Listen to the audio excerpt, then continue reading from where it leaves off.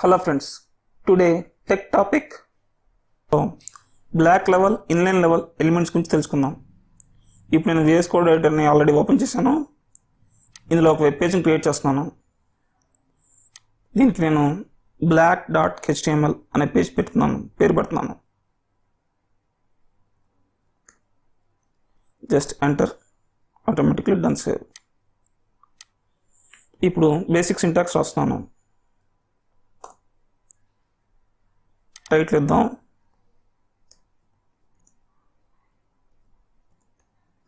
Black and inline ఇస్తున్నాను.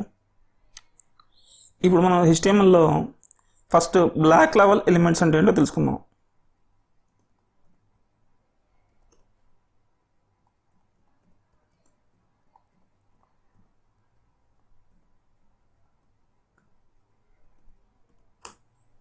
Save చేస్తున్నాను.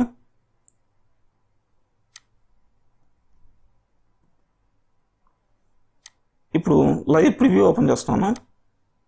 మీకు అర్థం కావడానికి లైవ్ ప్రివ్యూలో చూపిస్తాను క్లియర్గా.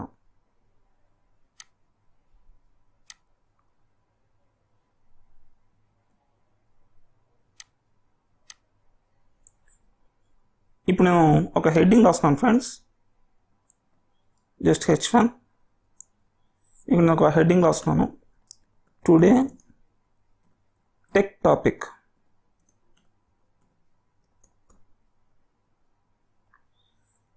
సేవ్ చేశాను. ఇక్కడ మనకి టుడే టెక్ టాపిక్ అనే ఒక హెడ్డింగ్ కనిపించింది.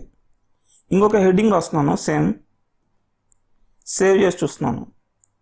మనకి దీని కింద ఇది కనిపించింది, దీని పక్కన కాకుండా దీని కింద కనిపించింది.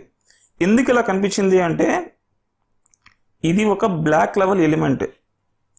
ఫర్ ఎగ్జాంపుల్ ఇంకోటి చూస్తాం, పారాగ్రాఫ్, టుడే టెక్ టాపిక్ అని రాస్తున్నాను.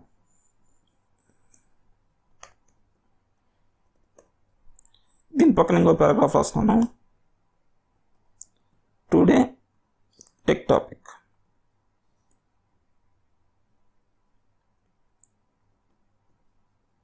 ఓకే, సేవ్ చేశాను. ఇది కూడా ఒకదాని కింద ఒకటి కనిపించింది, పక్కన కనిపించలేదు.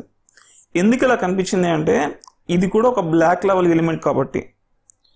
ఫర్ ఎగ్జాంపుల్ ఇప్పుడు ఇన్లైన్ ఎలిమెంట్స్ తీసుకుందాం.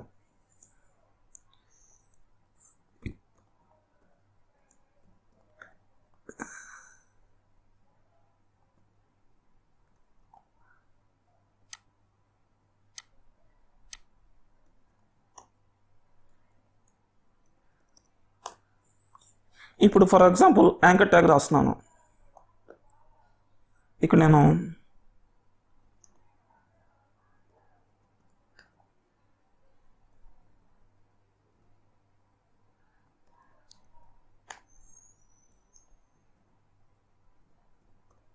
google.com వెబ్ పేజ్ లింక్ ఇచ్చాను, సేవ్ చేశాను. మనకి ఇక్కడ గూగుల్ అని వచ్చింది. ఇంకొక పేజ్ ఇంకొక లింక్ క్రియేట్ చేస్తున్నాను. దీనికి జస్ట్ లింక్ పెడుతున్నాను.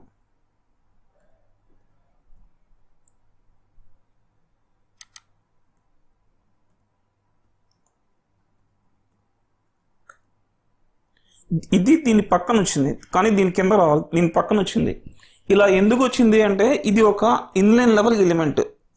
మనకి HTMLలో డిఫాల్ట్గా కొన్ని బ్లాక్ లెవెల్ ఎలిమెంట్స్, కొన్ని ఇన్లైన్ లెవెల్ ఎలిమెంట్స్ అనేవి డిజైన్ చేయబడ్డాయి. వాటిని మనం తెలుసుకోవడం ద్వారా స్టేజెస్లో మనం బెటర్గా ఒక వెబ్సైట్ని డిజైన్ చేయడానికి బాగా హెల్ప్ అవుతుంది. అలాంటిది ఇంకొక ఎగ్జాంపుల్ చూపిస్తాను. ఇమేజ్ ట్యాగ్ తీసుకుందాం, IMG ఇమేజెస్ రోస్ని తీసుకుంటున్నాను, ఆల్ట్ రోస్. నేను సేవ్ చేశాను. చూస్తే ఇక్కడ మనకి ఒక ఇమేజ్ అనేది కనిపించింది, రోజున ఇమేజ్ కనిపించింది. దీన్ని మరి ఇంకోసారి తీసుకుంటున్నాను, సేవ్ చేశాను. 2 ఇమేజెస్ పక్కనే వస్తాయి, 2 ఇమేజెస్ పక్కనే వచ్చాయి. ఎందుకు ఇలా వచ్చిందంటే ఇది కూడా ఒక ఇన్లైన్ లెవెల్ ఎలిమెంట్ అన్నమాట. మనకి HTMLలో ఏవి ఇన్లైన్ ఎలిమెంట్స్, ఏవి బ్లాక్ లెవెల్ ఎలిమెంట్స్ తెలుసుకోవడానికి W3 Schools మీకు క్లియర్గా చూపిస్తాను. ఇక్కడ మీకు కనిపించేవన్నీ బ్లాక్ లెవెల్ ఎలిమెంట్స్. ఇందులో ముఖ్యంగా డివ్ ట్యాగ్ H1 నుంచి H6 వరకు ఇవన్నీ బ్లాక్ లెవెల్ ఎలిమెంట్స్, అంటే ఒకదాని కింద ఒకటి వస్తాయి డిఫాల్ట్గానే. ఇవన్నీ కూడా బ్లాక్ లెవెల్ ఎలిమెంట్స్. ఇందులో టేబుల్ ట్యాగ్ కానీ, ఓఎల్ ఆర్డర్ లిస్ట్ కానీ, లిస్ట్ ట్యాగ్స్ కానీ ఇవన్నీ బ్లాక్ లెవెల్ ఎలిమెంట్స్ అన్నమాట. ఇన్లైన్ ఎలిమెంట్స్ గురించి చూస్తే యాంకర్ ట్యాగ్ నుంచి ఇంతవరకు ఇవన్నీ ఇన్లైన్లో కనిపిస్తూ ఉంటాయి. సో వీటన్నిటిని ఒకసారి మీరు చూసి ప్రాక్టికల్గా ప్రాక్టీస్ చేయండి. అప్పుడు మీ మైండ్లోకి ఏది ఇన్లైన్ లెవెల్ ఎలిమెంట్, ఏది బ్లాక్ లెవెల్ ఎలిమెంట్ అని మీకు బాగా క్లియర్గా అండర్స్టాండ్ అవుతారు.